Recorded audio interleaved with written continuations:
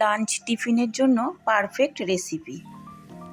তো আমি এখানে একটা নিয়ে নিয়েছি মিক্সার জার, তার মধ্যে নিয়ে নিলাম 1 কাপ সুজি, 1 কাপ আটা আর 1 কাপ দই, আর সেই কাপেরই 1 কাপ নিয়ে নিলাম জল। তো এখানে আমি মিক্সারে মিক্স করে নিয়েছি। দেখুন খুব একটা পাতলা ব্যাটার হবে না, আবার খুব গাঢ়ও হবে না, দেখুন দেখে বোঝা যাচ্ছে।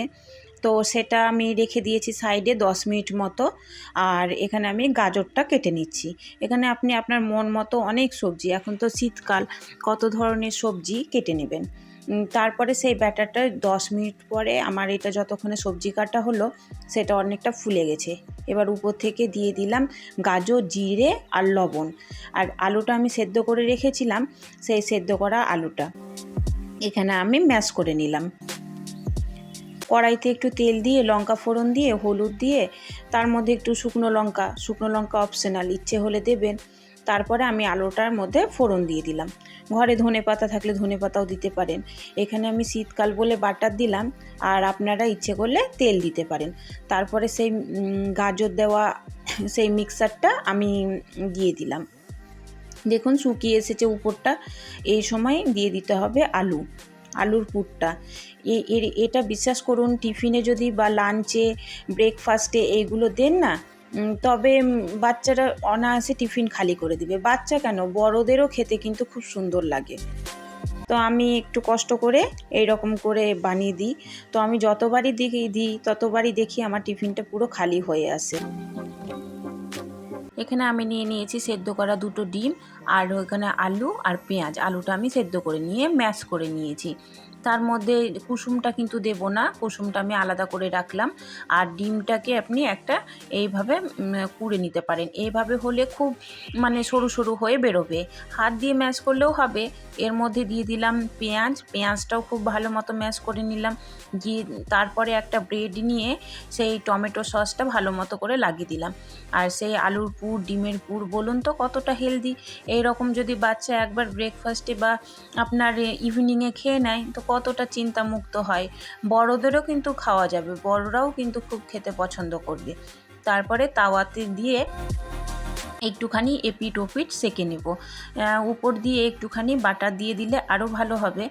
আর যদি বাটার না দেন তাহলে শুকনো তাওয়াতে ভেজে নিলেও কিন্তু খুব সুন্দর লাগবে। দেখুন কম ফ্লেমে আমি, আর ভেতরের আলুগুলোও কিন্তু পুরো আপনার সেদ্ধ হয়ে যাবে। ইচ্ছে করলে ভেতরে চিজ দিয়ে দিতে পারেন।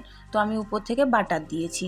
দেখুন আমাদের আর একটা ব্রেকফাস্ট আপনার পছন্দ মতো এইভাবে আমি যেহেতু স্যান্ডউইচের মতো করে লম্বালম্বি করে কেটে নিলাম।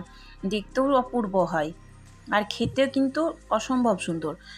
5 মিনিটের মধ্যে রেডিও হয়ে যায়।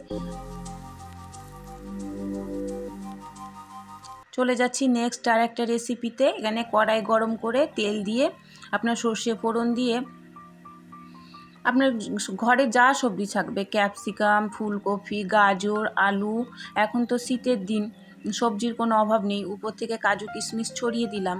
কাজু কিশমিশ অপশনাল। উপর দিয়ে আমি একটু দিয়ে দিলাম হলুদ, আর আমি দিয়ে দিলাম অনেকটা পরিমাণে সুজি। সেই সুজিটা আমি কিন্তু আগে থেকে ভাজিনি, যেহেতু এই সময় ভাজলেও হবে। অল্প সময়ে সকালের জন্য বানাচ্ছি, তো আলাদা করে সুজি ভাজতে গেলে অনেকটা সময় লেগে যাবে। উপর থেকে দিয়ে দিলাম জলটা যেন সুজিটা পুরো ঢেকে যায়, কিন্তু মানে বেশি না হয়। দেখুন ঝরঝরে আমার সুজি রেডি। প্রথমে একটা ডিম ফাটিয়ে নিব। ডিম ফাটিয়ে নিয়ে তার মধ্যে দিয়ে দিব লবণ, আর আমার গুঁড়ো করা গোলমরিচ। আগে থেকেই আমি গোলমরিচটা গুঁড়ো করে রেখেছিলাম, তো সেই গোলমরিচটা আমি দিয়ে দেবো। বাজারে কিনলে পরে কিন্তু এটার অনেকটাই দাম নেয়। যদি আপনারা গোটা গোলমরিচ কিনে মিক্সারে মিক্স করে নেন তো অনেকটা কম খরচ পড়ে। তো আমি এখানে একটা ব্রেড নিয়ে এপিট ওপিট উল্টে নিলাম। ইচ্ছে করলে এখানে আপনারা একটা দুধ দিতে পারেন, 2-3 চামচ, কিন্তু আমার পছন্দ না বলে আমি দুধটা দিইনি। এই টোস্টের নাম হচ্ছে ফ্রেঞ্চ টোস্ট। খেতে কিন্তু অসম্ভব সুন্দর হয়, আর চটজলদিও বানানো হয়। এই শীতের সকালে এটা একটা রেসিপি রাখতে পারেন। নেক্সট ডেতে বানিয়ে নিতে পারেন চিড়ের পোলাও বা পোহা।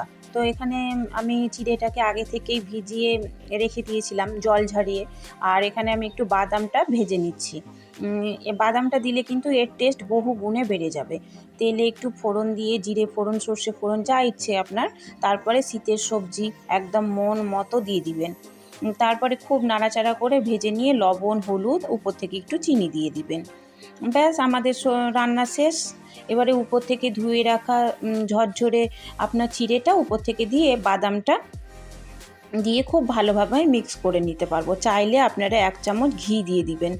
দেখুন তো বাচ্চার টিফিনে এরকম থাকলে কতটা ভালো হয়।